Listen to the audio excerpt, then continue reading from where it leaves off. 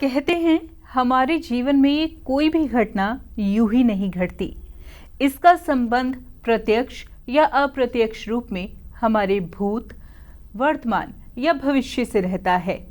इसके लिए आवश्यकता है स्वयं को खोजना।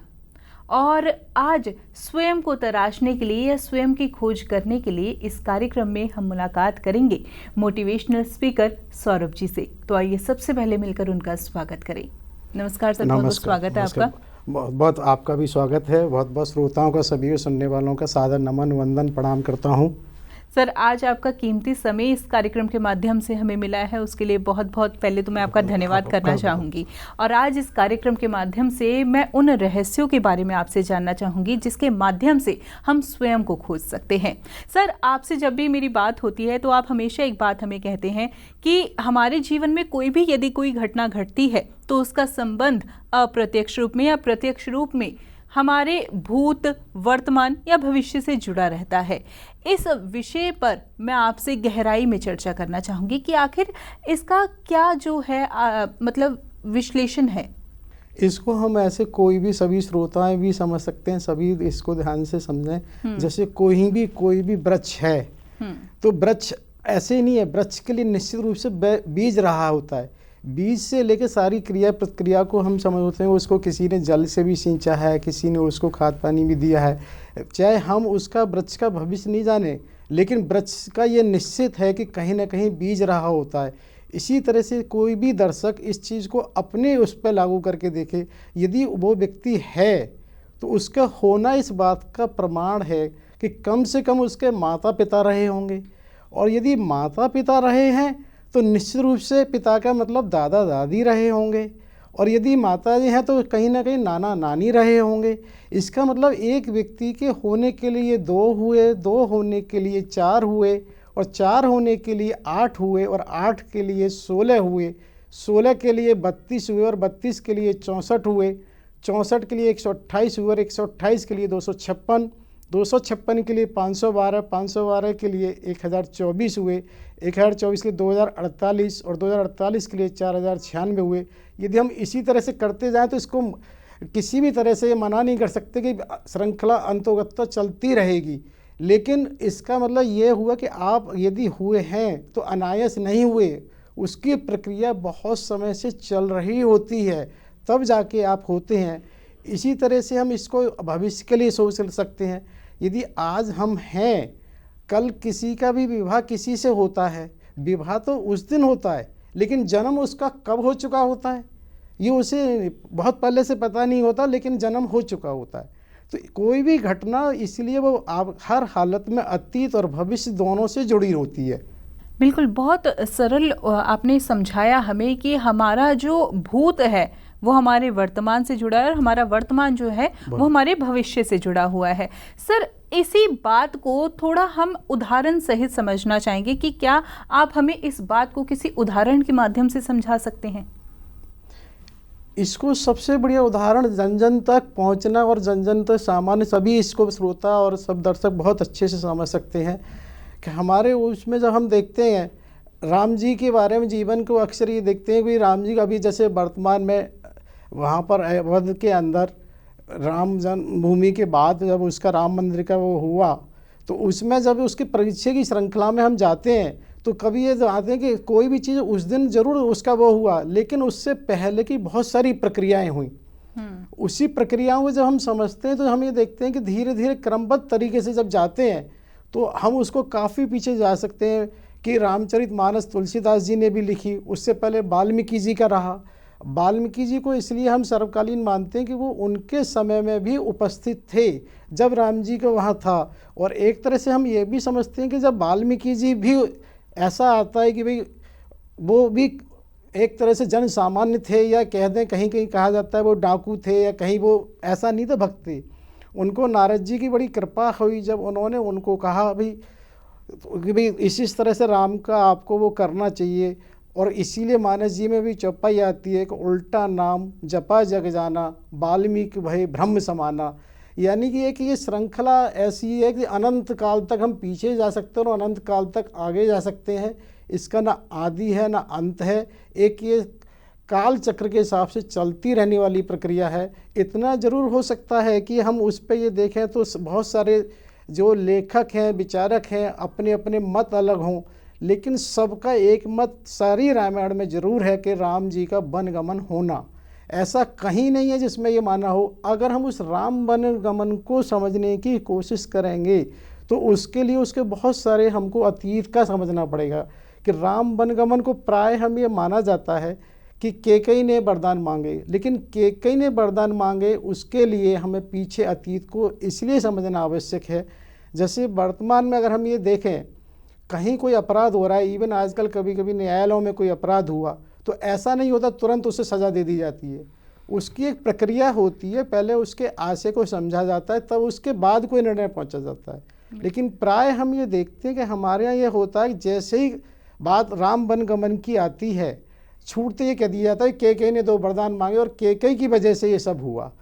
जबकि अगर इसको हम इस तरीके से देखें कि अगर कैकेयी ने ऐसा ना किया होता तो जो पूर्व में दिए गए श्राप और वरदानों का क्या होता, या भविष्य में द्वापर में या जो भी घटनाएं इस तरह की हुई तो उन श्राप वरदानों का क्या होता।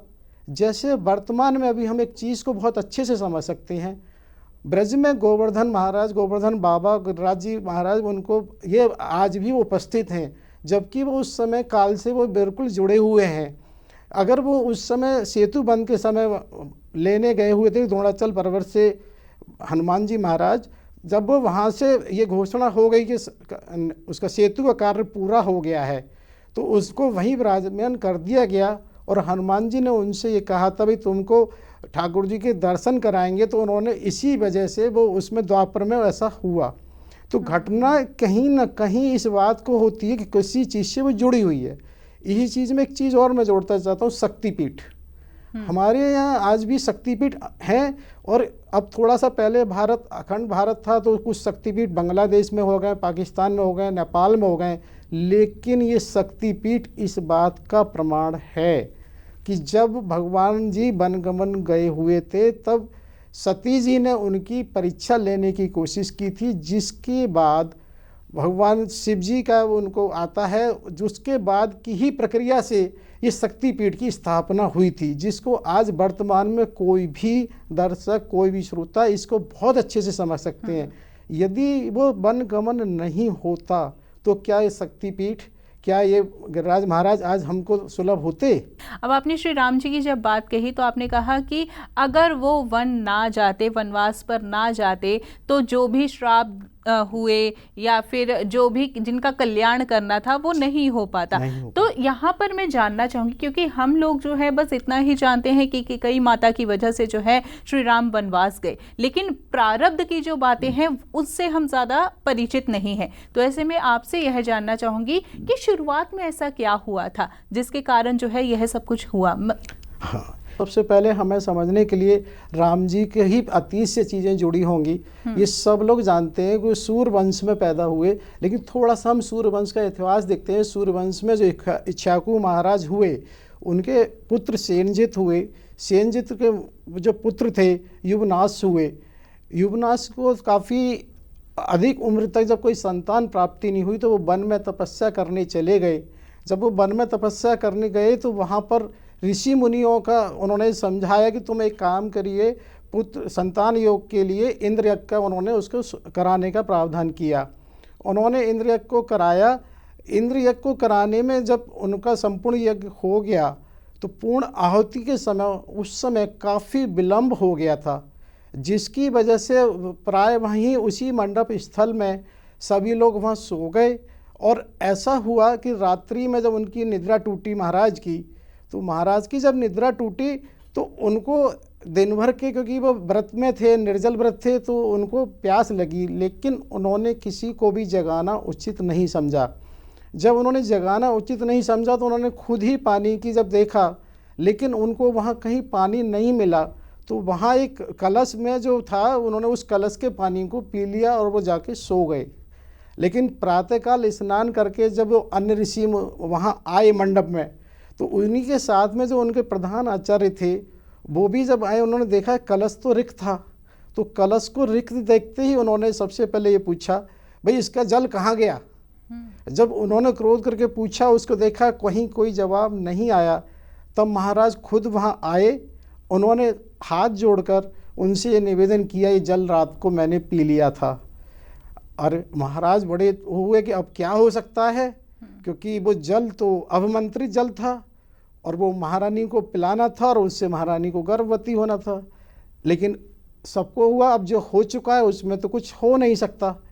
तो ये माना कि यही शायद विधि का विधान है, जो चीज़ ऑल ऑफ सडन घट जाती है, ये एकाएक घट जाती है, तो सबको ये मानना पड़ता है ये कहीं और से केंद्रित है, जिसकी वजह से ऐसा हुआ है। तो इसी वजह से फिर उनके पास कोई विकल्प नहीं था। जब वो महाराज ने पी लिया तो महाराज उन्हीं के पास, ऋषियों के पास नहीं वास कर रहे थे। उन्होंने ऋषियों के पास जब वास किया तो वही उनकी देख रेख कर रहे थे। समय आने के बाद उन्होंने ये देखा कि महाराज को ही गर्भ ठहर गया है, और जब वो 9 महीने के बाद ये हुआ कि फिर उनका ही पेट फाड़ के उसकी वही, जिसके बाद महाराज का उपचार किया गया। लेकिन जो बच्चा प्राप्त हुआ, उस बच्चे को ये सबसे बड़ी दिक्कत ये आई थी कि वो दूध कैसे पिएगा। लेकिन जब ये बात हुई तो वहाँ पर ये देखा गया कि जो इंद्र यज्ञ किया गया, तो ये इंद्र की जिम्मेवारी बनती है कि वो उन्हीं के उससे प्राप्त हुआ है बच्चा, कि उसका समाधान वो खोजें। तो इसके लिए इंद्र ने खुद वहाँ उपस्थित हुए और उन्होंने कहा माँ धाता, अर्थात ये मुझे पिएगा। ऐसा कह के उन्होंने अपनी उंगली उसके मुंह में डाली, जिसकी वजह से वो ऐसा माना जाता है उनका अमृतमय शरीर होता है। तो उस बच्चे की जो तृप्ति हुई, अक्षय तृप्ति, अक्षय तृप्ति का मतलब जिसका कभी क्षय ही ना हो, अर्थात जो कभी घटे नहीं, यानी कि अब उसके बाद कोई इच्छा ना रहे। तो वैसी तृप्ति उस बच्चे की हुई, जिसकी वजह से फिर उसको कुछ नहीं रहा। लेकिन अब उन्होंने ये कहा था माँ धाता, इसीलिए उसका नाम मानधाता पड़ा। जब उनका नाम मानधाता पड़ा तो अब हम इसको यहाँ मानधाता से समझते हैं, क्योंकि रावण जो थे अपनी दिग्विजय पर ये अक्सर होता था कि उन्हें कहीं ना कहीं की और एक्सटेंशन करना या उनको सत्ता, तो वो महाराजा मानधाता से उन्होंने वहाँ आए, जब अयोध्या में वो यज्ञ कर रहे थे, उन्होंने उससे कहा युद्ध करने के लिए। मानधाता जी ने पहले मना किया कि नहीं, मैं उसमें यज्ञ में दीक्षित हूँ, लेकिन वो नहीं माना। जब वो नहीं माना तो उन्होंने उसी समय पशुपतास्त्र का प्रयोग किया। पशुपतास्त्र का प्रयोग करते ही, क्योंकि रावण भी बहुत अच्छे ज्ञाता थे, तुरंत वो समझ गए इसका अब कुछ नहीं है, तो उन्होंने महाराज की शरण में ली और महाराज से किया कि महाराज मैं वचन देता हूँ कभी अयोध्या पर आक्रमण नहीं करूँगा। अब इसमें यह होता है कि उन्होंने आक्रमण तो नहीं किया, लेकिन जैसा स्वभाव अहंकारी रावण का था, लेकिन इसको पचा पाना, स्वीकार करना उसके लिए आसान नहीं था, जिसकी वजह से वो कहीं ना कहीं फिर भी इस चीज़ को प्रयास करने में लगा ही रहता था। तो उन्होंने आक्रमण तो नहीं किया, लेकिन उनके प्रयास कहीं भी कम नहीं हुए। तो उसी वजह से क्या हुआ कि मानधाता हुए, मानधाता के पुत्र अम्बरीश हुए, अम्बरीश के भी बाद में वो एक यौवनाश हुए, उन यौवनाश के बाद ही फिर आगे हरित, और उसी की श्रृंखला में एक हुए थे त्रसदस्यु महाराज।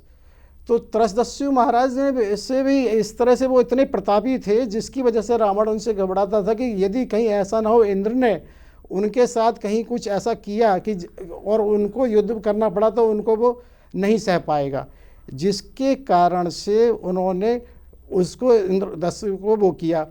त्रसदस्यु के पुत्र थे अनरण्य महाराज। अनरण्य महाराज के साथ भी ये हुआ था कि वो इतनी तपस्या में लीन और वो रहते थे कि जिसकी वजह से लास्ट में जब वो अपना राज्यकाल पूरा करके वो सशरीर ब्रह्मलोक जा रहे थे, तब उस समय रावण ने उन पर आक्रमण करने की कोशिश की, जिसकी वजह से उन्होंने कहा भाई तुम मुझसे ऐसे व्यक्ति को जिसके पास ना कोई शास्त्र है ना कुछ है, मैं अपने सशरीर ब्रह्मलोक जा रहा हूँ, लेकिन रावण नहीं माना। तब उन्होंने उनको श्राप दिया था कि मेरे वंशधर तेरा वध करेंगे। तो जिसकी वजह से चीज़ें यहाँ से शुरू हुई कि पहले वो मानधाता से हुआ, फिर अनरंग से हुआ।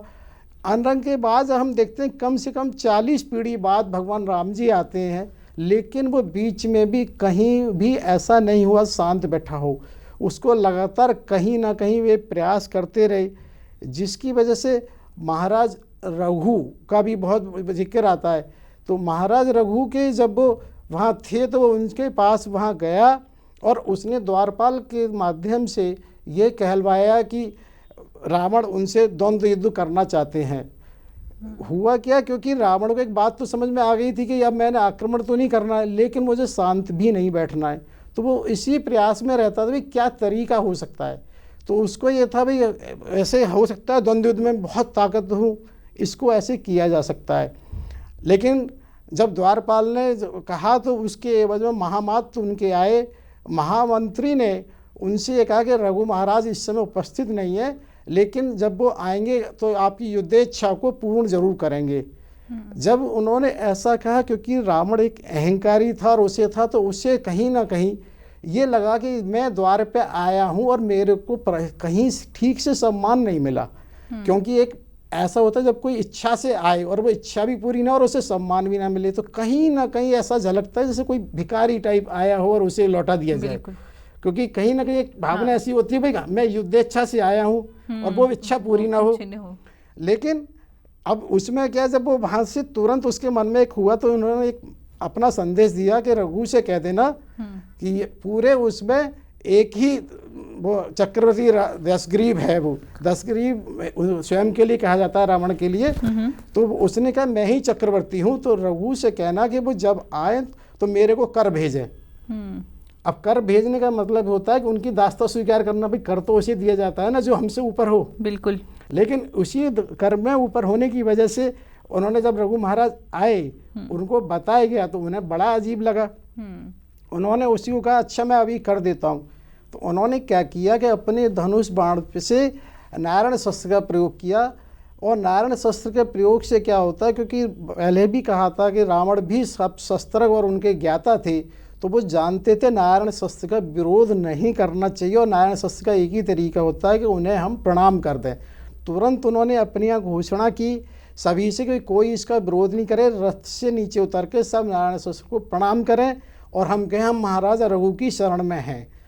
तो इसकी वजह से उसने तुरंत ही स्वीकार मान लिया कि भाई महाराज रघु से हम नहीं जीत सकते। तो उसके बाद उसने नहीं किया, लेकिन फिर भी वो माना नहीं, क्योंकि उसके मन में ये बार बार था कि कहीं ना कहीं कुछ ना कुछ होना है। उसी वजह से रघु के बाद भी महाराज जब अज हुए दशरथ जी, तो वो अज के समय में भी आया, क्योंकि उसे लगा कि भी कुछ ना कुछ तो है। जब वो अज के समय आया तो अज के समय में भी क्या हुआ कि अज महाराज भी बहुत ज़्यादा ज्ञानी भी थे और वो करते थे। जिस समय वो आया था उस समय महाराज उस पर वो सरयू तट पे और सरयू में वाकई स्नान करने के बाद वहीं पर वो अपनी पूजा कर रहे थे। लेकिन वहाँ जब वो आया तो उसे एक मन में भय था कि कहीं ऐसा ना हो कि ये पहले भी मुझे यहाँ से ऐसा हुआ कि इन्हें भी कहीं कोई ऐसा शस्त्र हो, तो मैं इससे इस रूप से नहीं जाता हूँ। वो वहाँ पर ब्राह्मण के रूप में आया और उन्होंने देखा कि वो किस तरह से कर रहे हैं। तो उन्होंने देखा कि इस बाद में वो एक संध्या काल में पानी को लिया और पश्चिम दिशा में फेंक दिया। जब उनकी वो पूरी हो गई तब वो उसके बाद रावण उनसे मिला आज से। उन्होंने कहा महाराज आपने इस समय जो ये किया मेरे को जितना ज्ञात है ये तो ऐसी कोई क्रिया नहीं होती, आपने इस क्रिया को करने का क्या तात्पर्य है। तब महाराज अज ने बताया कि ऐसा होता है, ये राजा का कर्तव्य है कि उसके जो भी प्राणी मात्र है सबके जीवन की वो रक्षा करे, चाहे रात हो दिन हो कभी भी हो। उसी की वजह से ये ऐसा था कि यहाँ से पश्चिम उसमें कुछ दूरी पर वहाँ एक सिंह ने गाय पर आक्रमण किया, जिसकी वजह से मैंने ये जो जल फेंका तो उसकी रक्षा की है। उसे लगा कि ऐसे कैसे हो सकता है, तो क्योंकि महाराज ने उसे एक योजन दूरी पश्चिम में बताई, जो उसने कहा अच्छा जाके देखा जाए। उसने जाके देखने से पूर्व ना लेकिन ये चीज़ जरूर की कि उससे लगा कि भाई महाराज हैं और महाराज ने लगा ब्राह्मण है, तो उन्होंने उनको नमन किया विप्र को। और उन्होंने ये भी कहा कि आप ब्राह्मण देवता हमारा आतिथ्य स्वीकार करें और राजमहल चलें। उन्होंने कहा नहीं फिर कभी आएंगे। लेकिन इसीलिए वो वहाँ पर गए जहाँ पर उन्होंने जो जल फेंका था। थोड़ा सा वहाँ खोजबीन जैसे कर रहा अन्वेषण, तो वहाँ उन्होंने ये देखा कि एक सिंह वहाँ मरा हुआ पड़ा है और पास में गाय चल रही है। अब वो उससे बड़ा सशंकित हो गया कि महाराज आज भी बड़े वो हैं, इनसे तो संभव ही नहीं है, चुपचाप वो लौटने के अलावा कोई चारा नहीं था। अब लेकिन आज महाराज का शरीर जल्दी युवावस्था में ही शांत हो गया था। उसके बाद दशरथ जी आए। अब क्या होता है, जब दशरथ जी आए हैं तो दशरथ जी को भी उसे लगा भाई कुछ तो करना चाहिए। उसे ये भी बहुत अच्छे से पता है कि सबके पास दिव्यास्त्र इतने हैं कि मैं नहीं जीत सकते बिल्कुल। लेकिन हार के भी जो व्यक्ति कभी नहीं हारा और उसे ये लगता है उसने तो सब पे विजय पाई है, ऐसा माना जाता है। शनिदेव भी उसके यहाँ बंदी थे, काल महाराज भी बंदी थे जी। और सबका बंदी होने का कोई कारण एक ही है, क्योंकि ब्रह्मदेव का जो प्रावधान होता है उसे किसी को खंडित नहीं करने का होता। ऐसे हम वर्तमान के परिप्रेक्ष्य में समझ सकते हैं, जैसे सुप्रीम कोर्ट ने अगर कहीं कोई आदेश दे दिया है, चाहे वो जो भी आदेश है सबको माननीय होता है। इसी तरह से अगर ब्रह्मा जी ने कुछ कहा है तो अब ये बात नहीं है कि वो कैसे है, फिलहाल जो है सबको मानना ही है।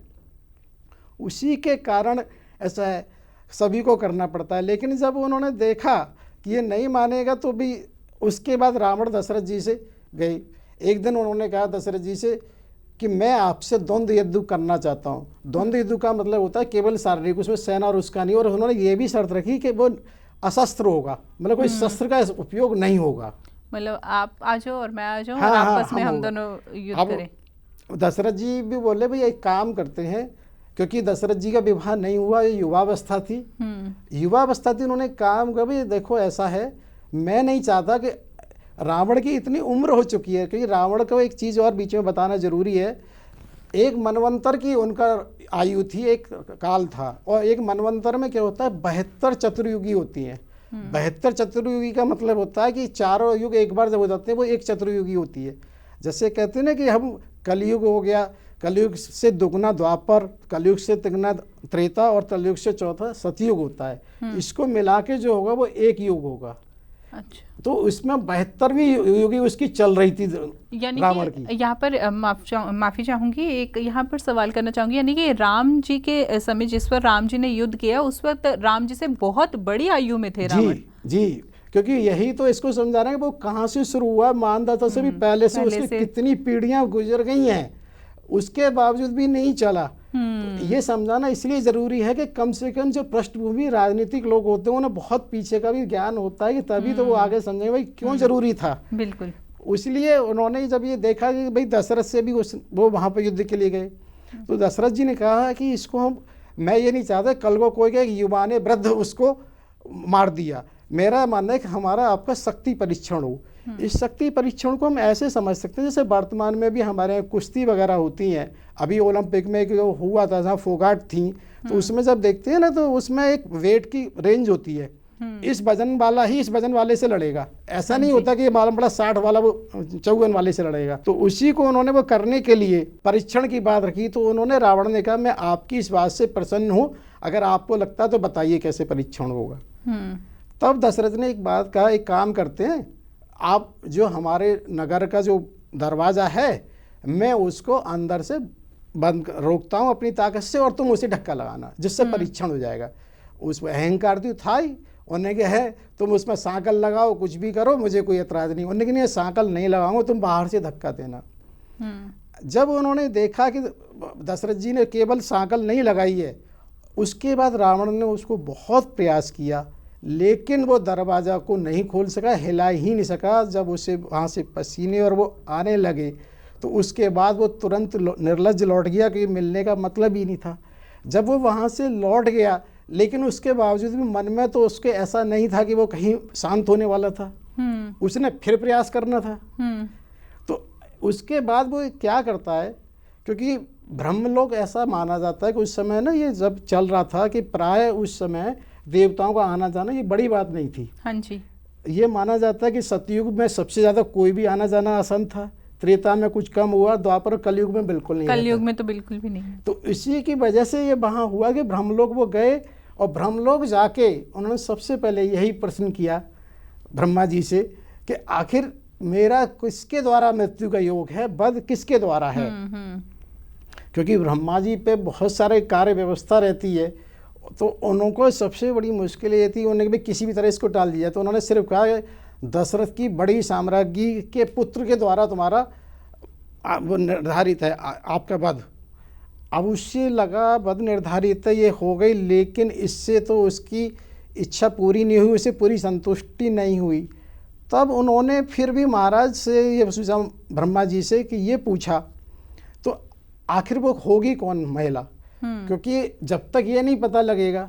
तब उन्होंने बताया वैसे से उसकी कौशल, उसकी दक्षिण में कौशलपुर जो है वहाँ की राजा की जो पुत्री होंगी कौशल्या, उनसे विवाह होगा, जिसको आज छत्तीसगढ़ माना जाता है वर्तमान में। तो वहाँ से उन्होंने तुरंत उसने कहा भाई ऐसा है, फिर मैं इसको विवाह को ही रोक देता हूँ।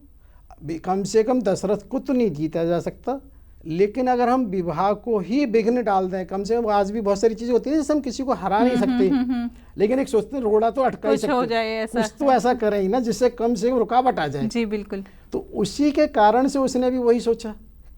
तो उसकी रुकावट के कारण से उसने जब ये हुआ तो वो जब वहाँ से वो सीधे ही आकाश मार्ग से वो अयोध्या आया। आकाश से उसने अयोध्या आके ये देखा कि वहाँ अयोध्या में कौशल्या जी के पाणिग्रह का वो नारियल आ चुका है, शगुन जिसे कहते हैं वो आ चुका है, जिसकी वजह से वहाँ पर जो विवाह पूर्व के उत्सव होते हैं वो सब चल रहे हैं बराबर जी। जब वो उत्सव चल रहे हैं तो उसी में उसने एक चीज़ देखी कि जो सरयू में है, सरयू में वहाँ पर नाव में दशरथ महाराज, सुमंत्र और उनके साथ, उसके अलावा जैसा प्राय होता है जब राजा महाराज होते हैं तो बहुत सारे उनके साथ अन्य दल भी होता है, तो जिसकी वजह से बहुत सारी नाव वहाँ उनके चारों तरफ थी जिसमें सब लोग विराजमान थे। तो उसने क्या किया, क्योंकि माया भी तो था ही, ऐसा अंधकार अंधड़ पैदा किया कि अंधड़ की वजह से कि उसने सारी, कोई नहीं देखा, उसने सब नावों को डुबा दिया। सारी नाव जब डूब गई तो उसमें एकदम कोलाहल हुआ और सारे लोग डूब गए, लेकिन उसमें रावण भी ठीक से ये नहीं देखा कि कौन बच्चा कौन नहीं मरा। अब ऐसा हुआ तो उस स्थिति में सारे लोग उसमें जब डूब गए, कोई नाव नहीं नजर आई, तो लोगों को क्या एकदम ये हुआ कि पता नहीं महाराज भी हैं या नहीं है, ये माना गया कि महाराज डूब गए हैं, जिसकी वजह से उसी समय ये हुआ कि वहाँ कहीं ना कहीं चीज़ों के अब तुरंत ये आता है भी इसमें क्या करना चाहिए। तो जब वो वहाँ पर गए तो ऐसी स्थिति में सबसे महत्वपूर्ण भूमिका हो जाती है कुल गुरु वशिष्ठ जी की। उनको बताया कि ऐसे ऐसी घटना घटी है। जब घटना के बारे में उनको बताया गया तो उस समय उन्होंने बराबर उसी समय ये निर्णय लिया कि भाई ये घटना घटी है। तो उस घटना को उन्होंने सरयू पर ही अपना एक आसन लगाया और उसे ध्यान से देखा। सर, यहाँ पर बहुत अच्छी जो है अभी चर्चा चल रही है कि अगर राम जी वनवास पर ना जाते तो फिर जो दिए गए श्रापों का क्या होता या वरदानों का क्या होता। अभी जो आप प्रसंग बता रहे हैं उसके बारे में मैं ज़रूर आपसे जानना चाहूँगी, पूरा प्रसंग सुनना चाहूँगी, लेकिन समय अभी हमें इजाज़त नहीं दे रहा।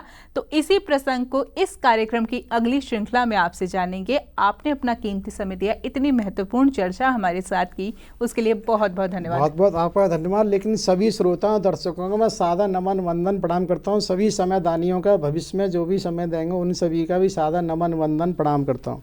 तो बिल्कुल दर्शकों, अगर राम जी को वनवास ना होता तो क्या होता, इसी चर्चा को हम करेंगे इसी एपिसोड की अगली श्रृंखला में। तब तक के लिए आप अपना ख्याल रखिएगा।